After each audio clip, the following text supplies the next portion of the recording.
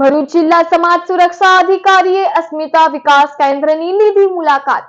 ભરૂચના અસ્મિતા વિકાસ કેન્દ્ર સંચાલિત મનોદિવ્યાંગ બાળકોની નિવાસી શાળાને જિલ્લા સમાજ સુરક્ષા અધિકારી રાજેશ દેસાઈ તેમજ ચીફ ઓફિસર એવાય મંડોરીએ મુલાકાત લીધી હતી। મુલાકાત દરમિયાન તેમને બાળકો દ્વારા રજૂ કરાયેલા સાંસ્કૃતિક અને શૈક્ષણિક કાર્યક્રમો નિહાળ્યા હતા। બાળકોના આત્મવિશ્વાસ, પ્રતિભા અને ઉત્સાહથી પ્રભાવિત થઈ તેમને તેમની ખુલ્લા હૃદયે પ્રશંસા કરી અને વધુ પ્રગતિ માટે પ્રોત્સાહિત કર્યા।